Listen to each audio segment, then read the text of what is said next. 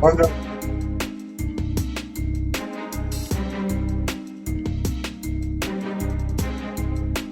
e hoje disseram que pessoas que trabalham ali perto do Lula, que têm alguma intimidade com o presidente, estão dizendo para ele parar de criticar o Campos Neto, ou criticar um pouco menos, porque as críticas têm efeito no mercado de câmbio e no mercado de ações.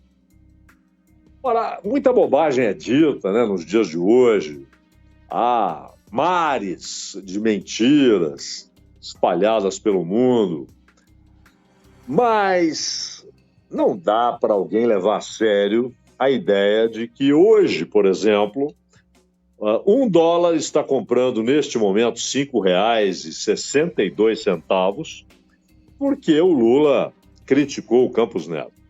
Isso é uma bobagem imensa, imensa, mas faz parte da tentativa permanente de dizer que a causa da elevação do dólar e, portanto, da depreciação da moeda nacional está no governo, seja na fala, seja na ação. Interessante que há um movimento quase global, quase por conta de algumas exceções, mas quase global de valorização do dólar por causa das decisões recentes da Reserva Federal, que funciona como Banco Central nos Estados Unidos. Mas isso não importa para essa gente. Os porta-vozes do capital financeiro, todo dia eles fazem tudo sempre igual. Exigem o corte dos gastos públicos, clamam por isso diante de microfones e teclados e discursam com uma raiva, né? Uma raiva incontida, mas em uníssono, todos dizendo a mesma coisa, sem cortes, amplos e profundos. O Brasil irá mergulhar em crise sem solução. Tá bom, mas eles precisam sempre argumentar para que os telespectadores, os leitores, os ouvintes sejam convencidos. Então, quais são os argumentos? Eles citam o Campos Neto, o Boletim Focus e as indefectíveis expectativas do mercado. Aliás, o mercado é sempre mencionado como ente infalível, centro e razão da sociedade e do Estado. E satisfazer o mercado, a sua satisfação, deve ser o objetivo da atividade econômica, a sua satisfação deve ser o sentido da existência do Estado, das políticas públicas, da relação entre o Estado e a sociedade, entre o Estado e os indivíduos. Tudo deve ser feito, dizem, insinuam, sugerem, para que o mercado, esse ente infalível, se sinta satisfeito. O totem. Agora, quanto à pergunta elementar, que cortes devem ser feitos? Sim, devemos cortar. Governos gastam mal, no mundo inteiro, não é? Com algumas exceções, o que você tem sempre são quadros de excessiva mordomia. Muita gente fazendo o que deveria fazer com o próprio dinheiro, faz com o dinheiro do povo. Viagem, paga escola, paga livro, paga aluguel, paga mudança. Agora, no Brasil, pagam até o funcionamento dos partidos políticos com o dinheiro do povo. Isso sim tem de ser cortado. Mas não é isso. Até porque, se você juntar todo esse gasto, ele não faz cócega na dívida pública. Isso é por uma questão moral que devem cortar. Mas o corte que exigem não é esse. Então é preciso perguntar, é a pergunta elementar. Que cortes devem ser feitos? E aí eles perderam as inibições, né? Cravam, sem hesitações, que é preciso desvincular as aposentadorias, as pensões e os benefícios de prestação continuada dos pretensos ganhos reais do salário mínimo. Pretensos. Porque, na verdade, o salário sempre está perdendo para a inflação. E muitas vezes, mesmo com um ganho acima da mera correção, você não tem a recomposição real do poder de compra. Porque é preciso ver a inflação real em cada região, para cada grupo específico, faixa etária, lugar onde mora, o que consome. A inflação geral, aquela que baliza esses reajustes, ela é, digamos, uma maneira de se facilitar a indexação dos preços e dos salários. Nada mais que isso. Mas eles pedem mais. Removam as indexações do orçamento para a saúde e do orçamento para a educação. Vendam as empresas públicas. Transfiram atribuições do Estado para particulares. E tem gente que faz isso febrilmente. Não pense em outra coisa. Mas vamos aos números. E eu vou citar aqui o André Roncalha. São números que ele levantou. Se de fato fosse realizado tal ataque à educação, à saúde e aos aposentados e pensionistas, e aos portadores de deficiência permanente, e aos velhos muito pobres, esses dois últimos casos, estamos falando de benefício de prestação continuada, o resultado seria, pelos dados atuais, uma redução de custos de aproximadamente 45 bilhões de reais. Isso aí, que gritam, que insistem, que pedem, que clamam, hoje resultaria numa redução de aproximadamente 45 bilhões de reais. Já uma simples decisão de tributar, e olha, alíquota de 15%, hein? 15%. Não estamos considerando incidência de 27%, aquela imposta a muitos assalariados, 27,5%. Estamos falando só de uma tributação de 15%.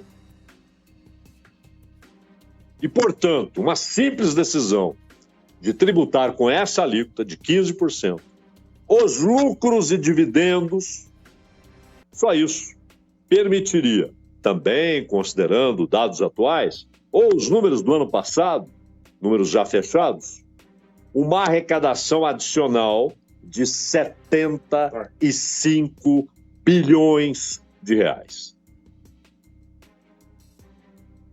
Então, o André Roncalha, que fez essas contas simples, ele lembra que 90% dos muito ricos têm sua principal fonte de renda exatamente nos lucros e dividendos, os quais deixaram de ser tributados no governo Fernando Henrique e assim permanecem. Alguma palavra sobre isso, porta-vozes do capital financeiro, que é o nome verdadeiro do que chamam mercado? Claro, há a questão do déficit e a questão da dívida.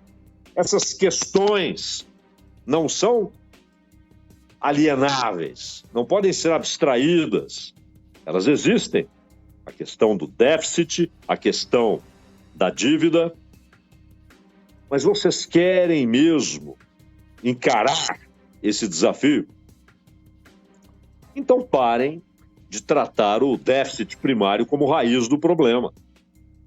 Enfrentem o déficit nominal, porque é o déficit nominal que traduz a situação financeira do Estado. É o déficit nominal que explica a falta de recursos para investimentos em saúde, educação, infraestrutura, saneamento, meio ambiente, segurança pública, previdência social, programas sociais, manutenção da previdência social, previdência, aliás, que restrita a sua finalidade primordial, é superavitária, mas foi transformada em caixa para muitos outros compromissos. Então é o seguinte, não é razoável esperar que a dívida seja cancelada, não é disso que se trata, mas que seja renegociada com base em indexadores honestos e corretos. Aliás, a questão da indexação, ela inclui a Selic, porque muitos títulos estão indexados à Selic. Títulos públicos, e o governo, quando paga os juros, quando estende prazos, quando renegocia, quando resgata, muitos são pagos com base na Selic. Muitos títulos públicos. Vocês não estão preocupados com a dívida pública? Pois é, muitos títulos públicos têm a Selic como indexador. E os senhores do capital financeiro, e obviamente seus porta-vozes, insistem que a única causa das decisões sobre a taxa básica de juros é a expectativa de inflação. Mas é verdade, a Selic regula o tamanho do lucro rentista e, portanto, a disposição de investimentos privados. Se o capital vai para a fábrica, para o comércio, para a produção agrícola, para o emprego de trabalhadores, ou se o capital irá para papéis improdutivos. A Selic diz isso. E ela não só determina o custo do dinheiro e a disponibilidade de crédito, mas tem impacto brutal na dívida, ou seja, naquilo que os senhores do capital financeiro dizem ser sua preocupação. Não é a sua preocupação real. Não é. O que move suas ações, seus discursos, reproduzidos à náusea por analistas, por cronistas, é a garantia de que o Estado e a sociedade não deixarão de transferir a riqueza produzida para os cofres desses mesmos capitalistas financeiros. E o despudor chegou ao ponto de negar a indiferença entre investimentos e gastos. Os porta-vozes, aliás, são zelosos quando dizem isso. Não tem essa de investimento, é uma coisa, gasto é outra, é tudo gasto. Isso é uma estupidez. E não contentes com o domínio sobre os recursos públicos, espalham seu controle pelas atividades produtivas, sujeitam o capital produtivo ao capital financeiro. No controle do capital financeiro, exigem do Estado condições tributárias especiais e mecanismos de socorro. E no controle do capital produtivo, reclamam subsídios vários e permanentes. Também sobre isso, não há palavra nos editoriais, nos comentários dos defensores de corte de gastos sociais. Sim, é o que eles querem. O que eles querem é que gastos sociais sejam cortados, não a Selic. Seus autores defendem a ordem econômica que multiplica a riqueza de pouquíssimos, e atira milhões à mera sobrevivência, ou à pobreza permanente, ou à miséria. Então se levantam contra a educação pública, a saúde pública, os programas assistenciais, a previdência social e o socorro aos que nada têm. Todo dia eles fazem tudo sempre igual, meu caro Ronald Mendes. Este é o Bandeirante.